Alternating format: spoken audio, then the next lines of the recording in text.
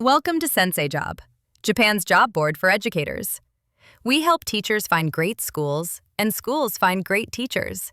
Start for free at senseijobs.com. Hello. Hello. Thank you so much for doing this interview. Can you tell me a little bit about yourself and your teaching experiences? Yes. So, hello. My name is Maya. I've been in Japan for 6 years now, and I've been teaching most of the time in Japan, in Tokyo. I have a lot more experience in working with younger kids, but I've worked with high schoolers and university students as well. Okay, so like an array of different people. I would say youngest is 6 months old, oldest is 24 years old. Okay, any differences between teaching all those different people? The younger kids are definitely more flexible in terms of their comprehension and their acceptance of new sounds. Whereas the older kids, of course, they get their own understanding, and then sometimes they can get stuck in their ways, or they already have a certain attitude or perspective of English. Attitude and perspective of English. Please elaborate a little more. So, for example, when they were younger, they had a really bad experience with English, then they might be predisposed or less willing to participate, or they might feel some sort of bias against English, or on the other side as well, they might really like English, or they might have a better confidence for speaking to, foreign people, or using English as a communicative skill. Okay. To any student that's like that has maybe had a bad experience with English teaching, or not English teaching, but like learning English, what advice would you tell them, or what would you do to help encourage them more? I would say to them, like, in any situation, there's always something that's bad, but that doesn't mean that everything is bad. It could be just like, for example, if you listen to music, maybe you don't like all genres. If you have a favorite artist, maybe you don't like all their songs. If you have a favorite food, right? Maybe you don't like every topping. Whatever the situation is, like, everyone has their preferences and things that fit and don't fit. So try not to be too hard set in your perspectives of like all English speakers, because there are friendly people, or there are so many different things that you can experience as long as you keep an open mind. Okay. A little bit. Yeah. Okay. And what was my... Okay. Can you tell me a little bit about your background? Like, from my understanding, you speak English, Japanese, and Korean? So I studied linguistics in university. I'm fluent in English and Japanese completely.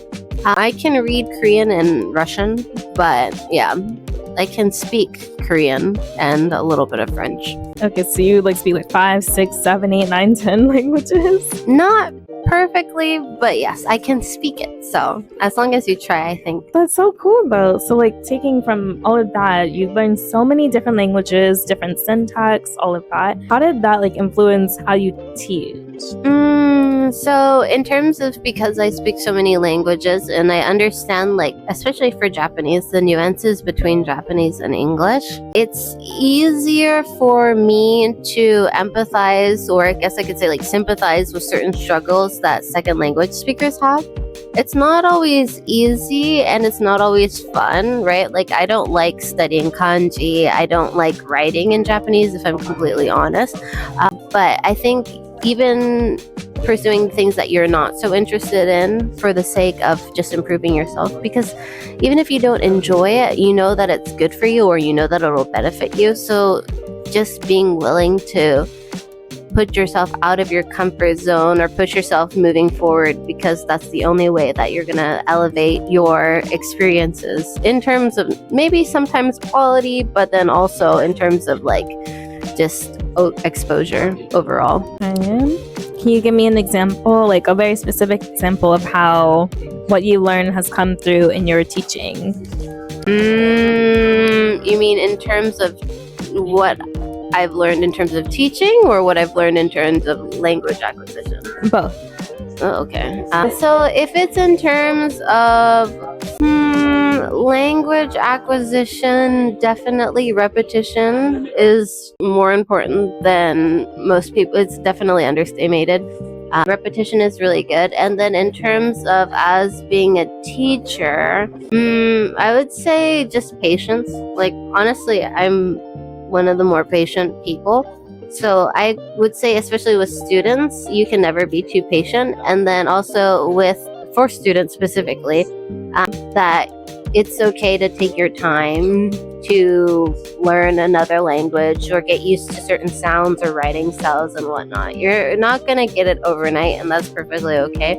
As long as you're persistent, I would say. Okay. And can you tell me a little bit about how you got started teaching in Japan too? Like, I'm really interested because for those that don't know you, your background is you're African American and Japanese, but you lived in America first and then you came here. So yeah, I live in between. But personal life aside, I ended up being an English teacher or working mostly as an English teacher just because I like languages. Okay. And then how did you get started here though? In Japan? Yeah. Okay, so I was in Japan already, and then I figured I should work, and then I was like, I enjoy languages.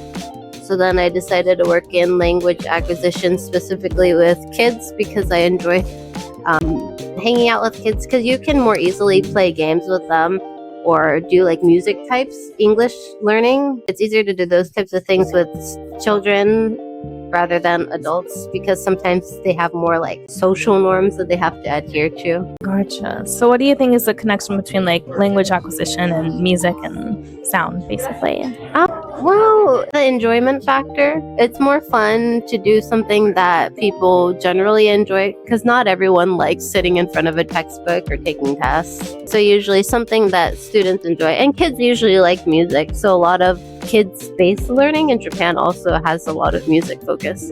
Okay. Can you give me an idea of some of the lessons you do that involve sound and music and repetition? So, for example, it can be a regular school-like schedule where we do give them homework, we check their homework, we do give them assignments, we do like lessons in between depending on the day, whether we're focusing on a certain grammar pattern or a vocabulary or letters or whatnot. So we can follow those types of situations, and then we can have them practice singing a song along with that, like just an original song, or if there's an appropriate song that matches along with that, so the students can try. Okay. Do you have like any, just that comes to mind, any lesson or really fun school day that you can remember right now? I think there's a lot. Okay. That's good. Yeah. I mean, if anything, the one that's best is like when you can integrate a game that reassures the students of their capabilities, right? Like it can be something simple, like even just like counting or doing the ABC songs, but like something that makes the students feel like they're independent, right? Like, so you're not necessarily talking to them or teaching to them per se. It's more so that you are encouraging them, so that way they want to speak up and that they want to try. Even if they make mistakes is okay. So for example, sometimes I do like a simple one is a ball toss, right? And then you would have them do like either counting as they pass, or they would say the alphabet as they pass, or maybe they'll mention fruits or colors or anything in an English genre. And it's just to encourage their recollection or encourage them to try to say as many whatevers as possible. And that's really good for them too, because it builds their confidence, because a lot of the times, for example, like grammar can be difficult. So maybe students don't have the confidence or as much confidence when it comes to applicating grammar or those types of situations. So if at least you can build up their confidence in English through the vocabulary, then they feel a lot more comfortable making mistakes in the future. Gotcha. Okay. Very interesting. That's very good to hear too. Like as an English teacher as well, I'm always like trying to think of different ways to engage students, make them feel comfortable with speaking, everything. So it's really good. I did have another question, but I can't remember it. Oh my, give me like 2 seconds. What was my question? Oh, it was, so you speak English and Japanese natively/fluently. How has that helped you with teaching and being in a work environment with other Japanese coworkers? Well, like for me, communication is like, I mean, I think for everyone, communication is really important. Yeah. And if you put yourself, for example, in the shoes of your student, then you understand the struggles of learning another languages. And then also, if you're able to communicate, it's a lot less stressful because then you don't have to worry about miscommunications as well. Whereas if you had to like interpret what the other person is saying, like it can be stressful for you and it can be stressful for the people that you work with potentially, just because there's a possibility of like the what ifs that you don't know might happen. Okay, thank you for answering. Then I guess to close down this interview, is there any advice you can give to future teachers hoping to come to Japan and teach? I would say my main piece of advice is definitely be patient. Of course, it depends on like what age group you're working with. At any age group, I do think you should be patient. But in my experience, for example, like especially students who might be dealing with puberty, for example, right? And they have like a certain phase where they're trying to do their own self-exploration, which can happen at any age, right? But people who are experiencing like self-exploration or who are venturing out and trying new things, it's super important to be patient and supportive and encouraging. And it's not always easy because, for example, your students might not tell you what they want, but that's kind of where your position can come in handy, just being there to support them and give them the best advice that you can give. Yeah, something along those lines. Makes sense. And thank you so much for doing this interview. Thank you for your time. Oh, thank you for your time. Okay. Hiring teachers? Post your job for free at senseijobs.com and connect with qualified educators already in Japan. Looking for a job? Browse and apply for teaching positions across Japan, completely free.